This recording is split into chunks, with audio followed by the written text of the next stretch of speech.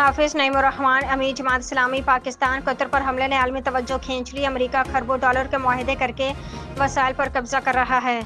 قراردادیں منظور ہو چکی، اب عملی قدم اٹھانے کی ضرورت ہے۔ امریکہ اور اسرائیل کے خلاف اسٹریٹجک پارٹنرشپ قائم کرنے کی ضرورت ہے۔ اسرائیل حماس کا مقابلہ نہیں کر سکتا۔ اسرائیل بچوں کو نشانہ بنا رہا ہے۔ حماس کو ایک قانونی اور مزاحمتی قوت ہے۔ حماس بین الاقوامی قوانین اور شریعت کے مطابق جہاد کر رہی ہے۔ بمباری سے فلسطینیوں کو ڈرایا نہیں جا سکتا۔ مزاحمت جاری رہے گی۔ اگر فلسطینیوں کی مدد نہ کی گئی تو حکومتوں پر بھی عوامی دباؤ بڑھے گا۔ فلسطین کی صورتحال انتہائی سنگین ہے، چاروں طرف سے محاصرہ ہے۔ مصر اور دیگر ممالک کی حالیہ کوششیں جاری، مزید ممالک کو اس میں شامل کریں۔ برسر اقتدار بزدل حکمران حقیقی غم خواری نہیں دکھا سکتے۔ امریکہ اور برطانیہ کے ممکنہ کارروائی کی صورت میں دفاع کریں گے۔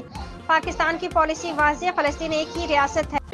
گزاریں گے، اور یہ سب کچھ کون کر رہا ہے؟ یہ اسرائیل کر رہا ہے۔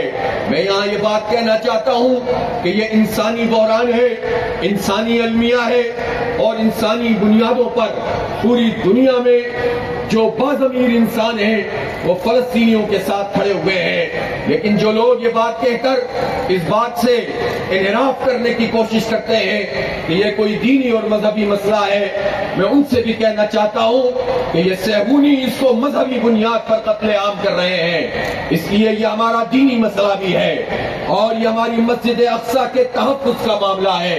اس پر صہیونیوں نے منصوبہ رکھتے ہیں، جو ان کی کتابوں میں اور نام نہاد کتابوں میں جس میں تحریفیں انہوں نے کر دی ہیں، ان کتابوں کی بنیاد کر رہے ہیں۔ اس لیے اس کو صرف انسانی مسئلہ قرار نہیں دیا جا سکتا، مذہبی بنیادوں پر صہیونی اور یہودی انسانیت کا قتل عام کر رہے ہیں۔ اس طرح ہم دیکھ رہے ہیں کہ پوری دنیا میں باضمیر انسان اٹھ کر کھڑے ہوئے ہیں۔